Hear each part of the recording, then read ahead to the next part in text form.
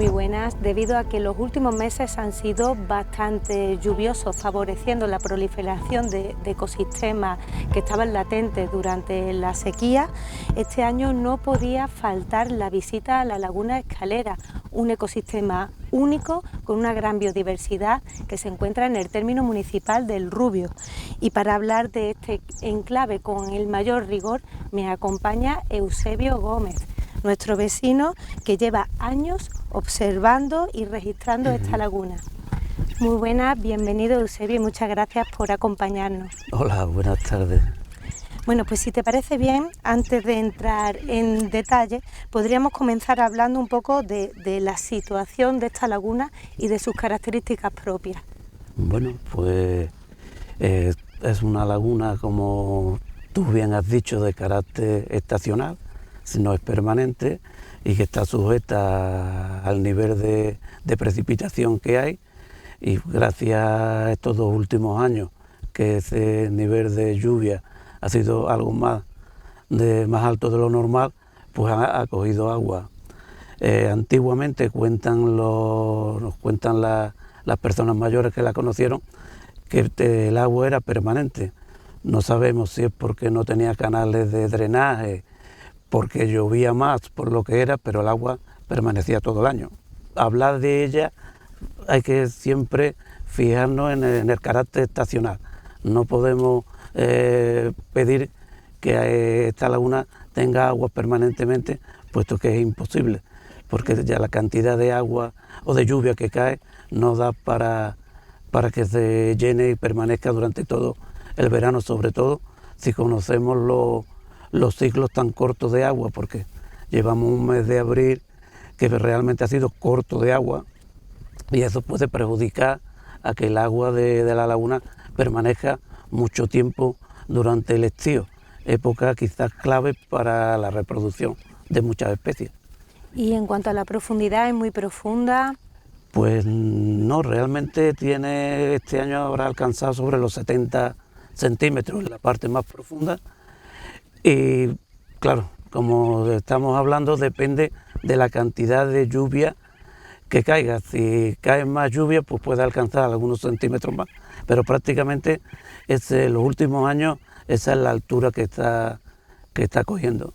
Hablábamos antes que tiene un índice de salinidad que se ha estado registrando desde hace años, ¿no? Sí, se hicieron unos análisis de agua para ver el nivel, porque es una laguna de carácter altamente salino, y efectivamente los resultados que dieron fue de una salinidad asombrosa. Lo que más llama la atención a todo aquello que pasamos cerca de la laguna son sus aves, pero la Laguna Escalera posee una gran biodiversidad vegetal con multitud de organismos vegetales que forman este gran ecosistema, ¿no? Efectivamente, y quizás esté un poco, digamos, enmascarado, puesto que al ser terreno privado están sometidos a un uso agrícola, y entonces la vegetación de forma natural no se desarrolla como sería lo ideal o como sería lo lógico. Pero dentro de lo que se mantiene en terrenos más o menos que no se están sometidos a labores agrícolas, encontramos taraje, que es una especie propia de este tipo de terreno y de este tipo de agua. Y dentro de lo que es el lecho lagunar encontramos una especie muy particular y muy curiosa, conocidas como margaritas de agua, que realmente son unos ranúnculos y que crecen en este tipo de lagunas, se dan en muy poquitas lagunas. También una vegetación necesaria para la cría de aves, supongo. Claro, evidentemente todos los seres vivos necesitan tanto de plantas como de microorganismos para poder desarrollar su ciclo vital con normalidad. Evidentemente las aves encuentran en los tarajes, en los carrizos, en los bayuncos, castañuelas, que también tenemos, encuentran un sitio idóneo para nidificar, para protegerse y además de alimentación. ¿Son omnívoras la mayoría?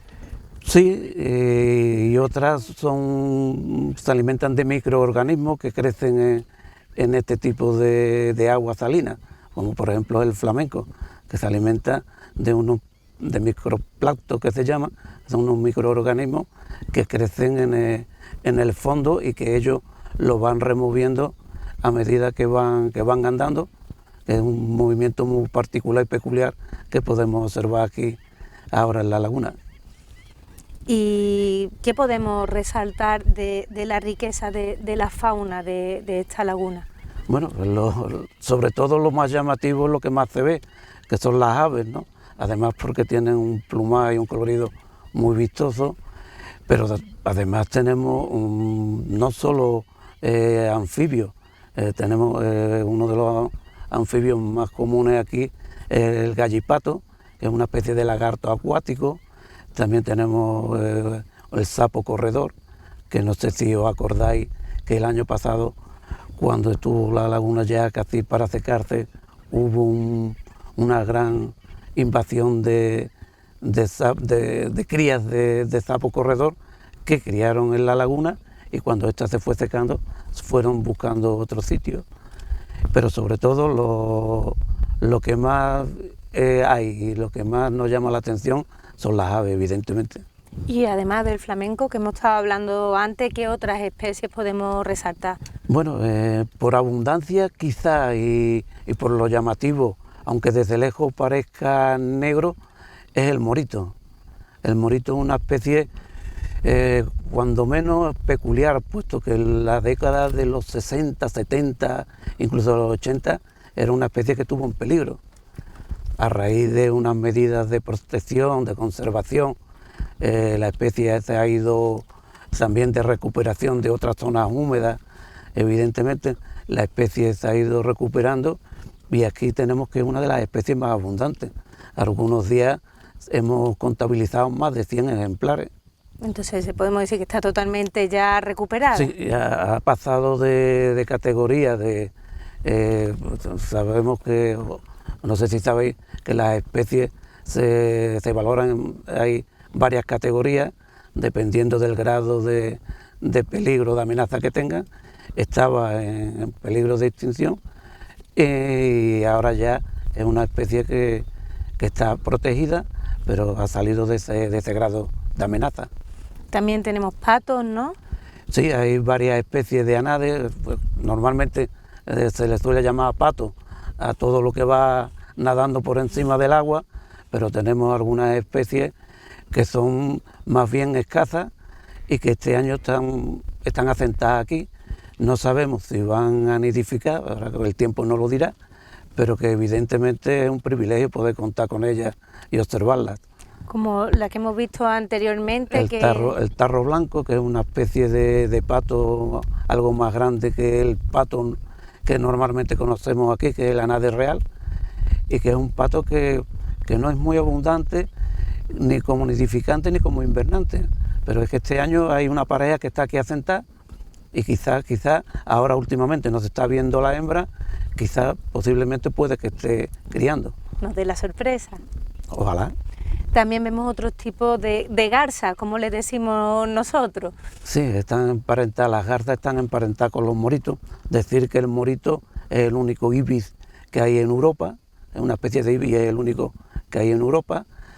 Dentro de Europa cría exclusivamente lo que es la cuenca mediterránea, la zona, y después, aparte de esto, dentro de igual que hemos dicho el ibis, dentro de las aves zancudas en lo que se engloban las garzas, las cigüeñas, el flamenco, pues tenemos las garcillas boyeras, que eran estos blancos que estamos viendo aquí, la garza real, que también hay una o dos siempre por aquí, y después las otras de pequeñito tamaño, que sin ser tan grandotas como estas, pues son de las más comunes y las que más nidifican, que es la cigüeñuela y la boceta, que son dos especies que suelen criar todos los años que la laguna coge agua, suelen criar aquí. Y además muchísimas otras aves que estamos escuchando que no paran de revolotear. Claro, tenemos que tener en cuenta que el agua es vida Entonces hay muchas especies que sin ser totalmente acuáticas, como estas que estamos hablando, vienen a beber, a bañarse, es decir, complementan su ciclo vital con algo tan importante como es la necesidad de beber. ¿Y todas estas acuáticas que hemos estado hablando son todas migratorias o hay algunas que se quedan aquí? Bueno, las aves se dividen en varios grupos. Antes se dividían entre pájaros, rapaces, y no, ahora se catalogan principalmente por la situación que tienen en los lugares, es decir, si son residentes, si son estivales son las que vienen en verano, si son de paso, que únicamente se ven en los pasos migratorios.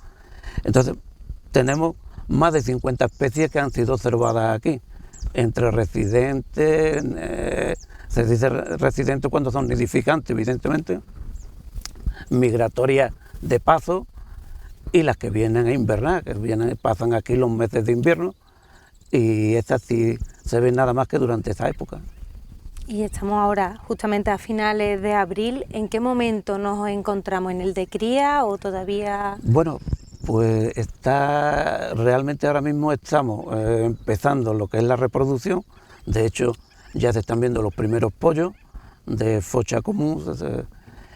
Y evidentemente, como el paso migratorio de primavera no acaba hasta mediados de mayo, estamos viendo especies que solo utilizan esta como un lugar de descanso para seguir su camino hacia el norte, porque ahora las especies migratorias vienen de África y emigran hacia el norte de Europa, donde se reproducen. Y es interesante en qué consiste el trabajo que llevas tantísimos años realizando de anotaciones, de observación a estas aves. Bueno, realmente, aparte de que es un hobby, una afición, no deja de ser un trabajo científico. ¿Por qué? Porque se va recabando información, vamos viendo cómo van evolucionando las poblaciones de la mayoría de las especies, y así a largo plazo pues se pueden desarrollar proyectos de conservación. Si hay alguna especie que por cualquier circunstancia está más vulnerable o está en peligro, y este es un hábitat que puede ser idóneo para ella, pues toda esa información, eso se puede decir que es ciencia ciudadana. Entonces esa información sirve para elaborar estos proyectos de protección. Información que está registrada con todos los parámetros oficiales para que eso tenga validez, y que además tiene hasta, estamos hablando antes que estaban tus nietos, un libro.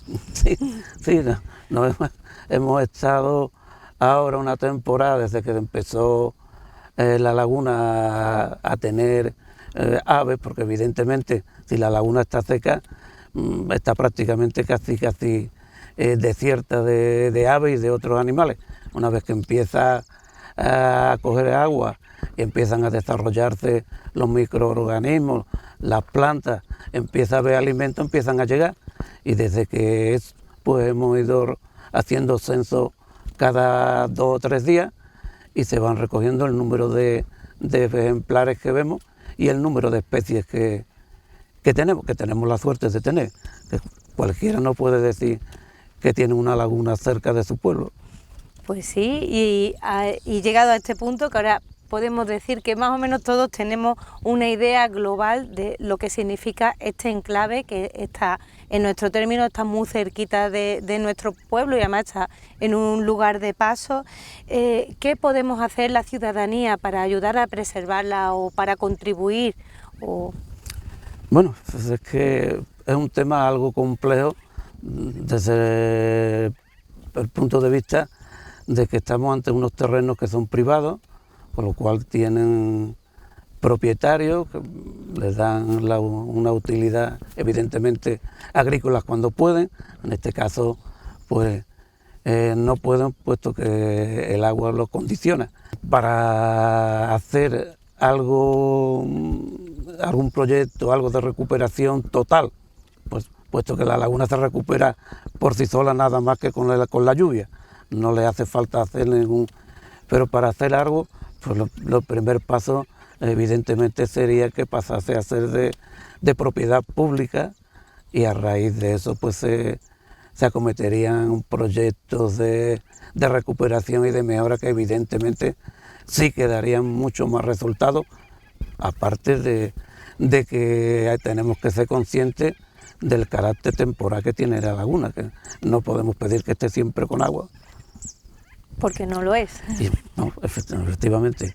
Y claro, y desde el punto de vista del ciudadano, de la persona normal, bueno, pues quizá un poquito de respeto, ¿no?, hacia no meterse ahora en época de cría, como hemos visto a algunas personas que de forma totalmente ingenua, claro, y sin saber, se meten y entran con perros.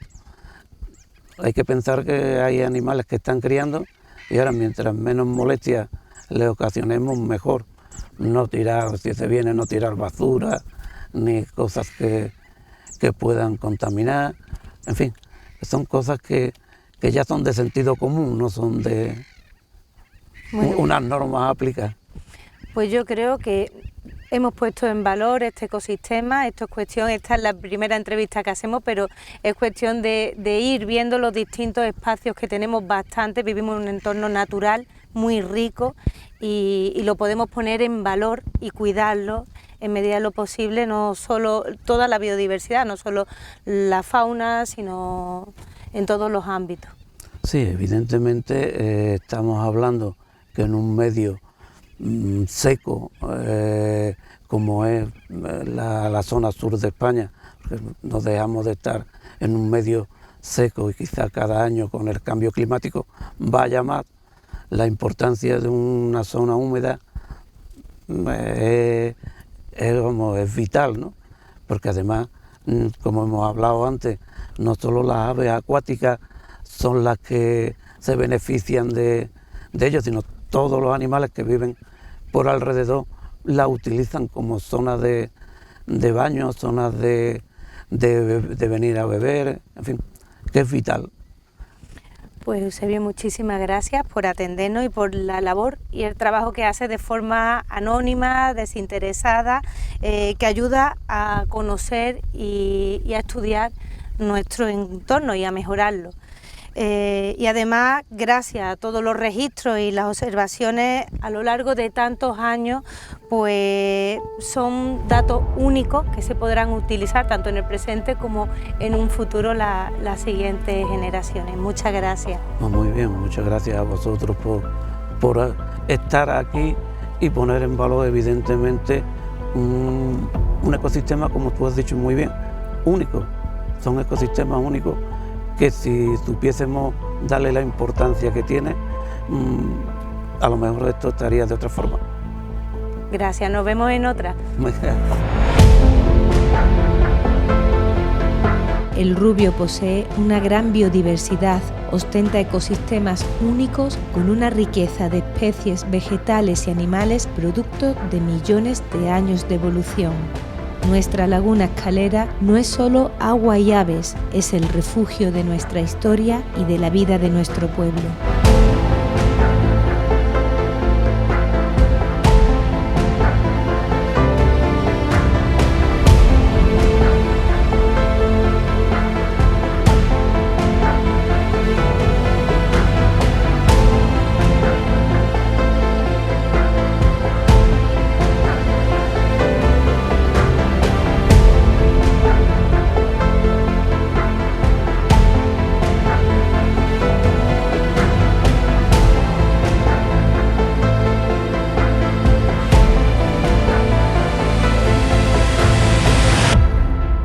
Vivir en el Rubio es un lujo y todo un orgullo.